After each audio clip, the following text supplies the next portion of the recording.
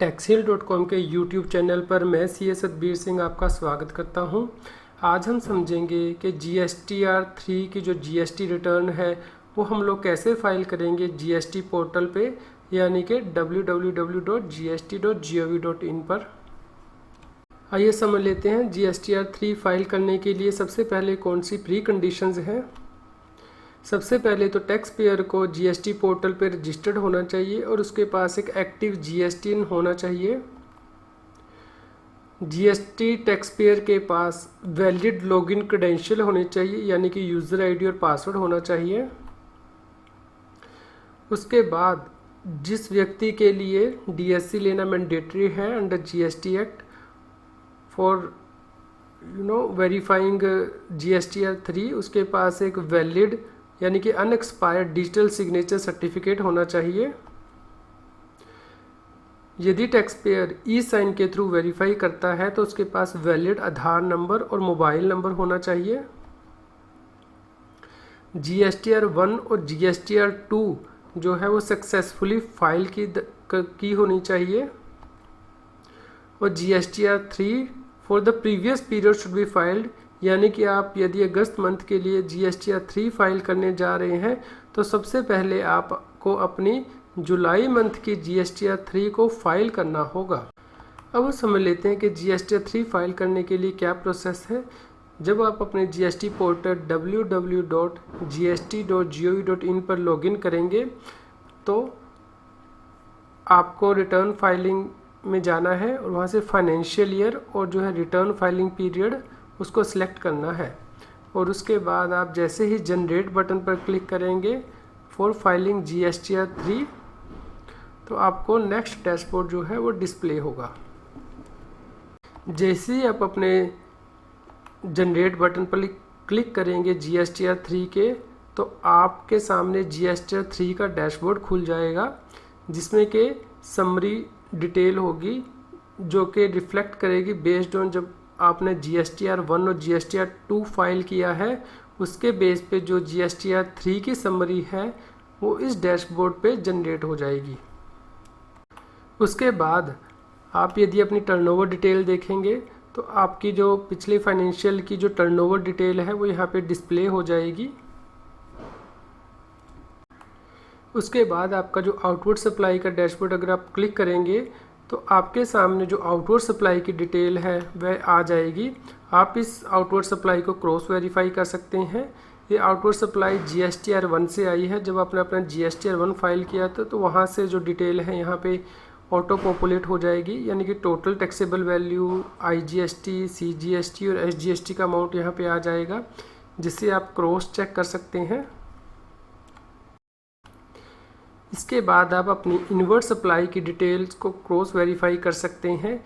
ये inward supply की detail जब आपने GSTR2 फाइल किया था वहाँ से पॉपुलेट होगी, यानी कि total taxable value, IGST, CGST और SGST का क्रेडिट भी यहाँ पे रिफ्लेक्ट होगा, जिसे आप क्रॉस चेक कर सकते हैं।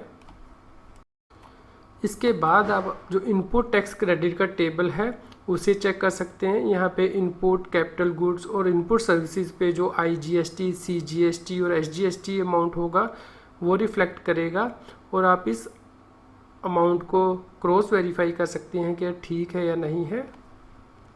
इसके बाद आप refund claim of excess ITC वाले टेबल को चेक कर सकते हैं और यहाँ पे जो रिफंड अमाउंट है ITC का उसको क्लेम किया जा सकता है। जैसे कि आप अपने कैश लेजर में से रिफ़ंड क्लेम करना चाहते हैं तो आपको वो अमाउंट यहाँ पे फिलअप करना होगा IGST, CGST और SGST में। इसके बाद आप अपना डिटेल ऑफ टैक्स पेड को चेक कर सकते हैं, जो कि ऑटो पॉपुलेट हो जाएगा कैश लेजर से और इनपुट टैक्स क्रेडिट लेजर से। यहाँ पे आप देख सकते हैं कि IGST, CGST और SGST का कितना अमाउंट आपने कैश लेजर से पे किया है और कितना अमाउंट आपने इनपुट टैक्स क्रेडिट लेजर से अवेल किया है, से यूटिलाइज़ किया है। और उनके जो कोरस्पॉन्डिंग रेफरेंस नंबर हैं वो भी आप यहाँ पे देख सकते हैं। इसके बाद आप अपनी TDS की डिटेल भी ऑटो पॉपुलेट हो जाएगी, उसे भी देख सकते हैं। जो अपने GSTR2 भरा है उसमें जो TDS यदि आपका कटा है तो वह डिटेल यहाँ पे ऑटो पॉपुलेट हो जाएगी। इसके बाद आपकी जो टैक्स लाइबिलिटी है फॉर पर्टिकुलर मंथ वो ऑटो पॉपुलेट हो जाएगी इन GSTR 3, यानी कि आपके गुड्स के ऊपर जो IGST, CGST और SGST की लाइबिलिटी बनी और जो सर्विसेज के ऊपर आपकी IGST, CGST और SGS की लाइबिलिटी बनी वह इस टेबल में रिफ्लेक्ट हो जाएगी। उसके बाद आपकी जो है टोटल समरी आ जाएगी, यानी कि total tax liability, TDS credit, input tax credit, tax paid और रिफंड क्लेम। आप इस GSTR 3 का प्रीव्यू भी देख सकते हैं और आपको इसे DSC या फिर E-साइन से वेरीफाई करना है। जब आपकी लाइबिलिटी कैलकुलेट हो गई तो उसके बाद जैसे ही आप अपना DSC फिक्स करेंगे तो GSTR 3 फॉर्म है वह इनेबल हो जाएगा फाइल करने के लिए। अब हम समझ लेते हैं कि GSTR 3 के बिजनेस रूल क्या है। सबसे पहले तो यदि GSTR 3 आपकी जनरेट हो जाती है तो जो लाइबिलिटी है आपकी, यानी कि टैक्स, इंटरेस्ट, लेट फीस और पेनल्टी की और इनपुट टैक्स क्रेडिट की, वह कंप्यूट हो जाएगा और आपका जो टैक्स लाइबिलिटी रजिस्टर है, जो इलेक्ट्रॉनिक क्रेडिट लेजर है, दोनों ही अपडेट हो जाएंगे। और दूसरा बिजनेस रूल ये है कि यदि आपने GSTR 3 फाइल की बिना पेमेंट ऑफ लाइबिलिटी, यानी कि लाइबिलिटी की पेमेंट या टैक्स की पेमेंट किए बिना आपने फाइल की, तो it will be treated as invalid return और जो मिसमैच है वो जनरेट हो जाएगा और ये माना जाएगा कि आपने जो GSTR 3 की जो रिटर्न है वो फाइल नहीं की है। हम देख लेते हैं कि आपको अपनी GSTR 3 की रिटर्न को कैसे देखना है। सबसे पहले तो आप GST पोर्टल यानी कि www.gst.gov.in पर लॉगिन करेंगे और वहाँ पे व्यू ई फाइल रिटर्न पर क्लिक करेंगे। उसके बाद आप सिलेक्शन करेंगे कि आपको किस मंथ की रिटर्न को देखना है और जैसे ही आप ये सिलेक्शन करेंगे, सपोज आपको for the month of August return देखनी है तो अगस्त मंथ की जो रिटर्न है वो दिख जाएगी और वहाँ पे जो स्टेटस होगा वो रिटर्न फाइल का स्टेटस आएगा। अब हम देख लेते हैं कि आप अपनी रिटर्न को कैसे ट्रैक कर सकते हैं। सबसे पहले तो टैक्स पेयर को GST पोर्टल पे लॉगिन करना है www.gst.gov.in पर और उसके बाद ट्रैक रिटर्न स्टेटस जो है उस पर क्लिक करना है, जो कि आपको सर्विस मेन्यू के अंदर मिल जाएगा।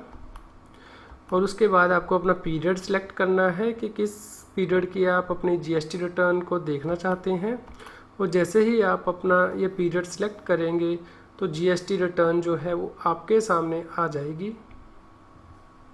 GST की बेस्ट और लेटेस्ट बुक्स पढ़ने के लिए और इस YouTube वीडियो में डिस्कस किए गए GST मटेरियल को रेफ़र करने के लिए आप इस YouTube वीडियो की डिस्क्रिप्शन में दिए गए लिंक्स पर क्लिक करें और अधिक जानकारी के लिए आप मेरे YouTube चैनल को सब्सक्राइब करें। यदि आपको ये वीडियो पसंद आया हो तो इसको लाइक करें और शेयर करें। अधिक जानकारी के लिए आप मेरी वेबसाइट www.taxheal.com पर विज़िट करें। Thank you.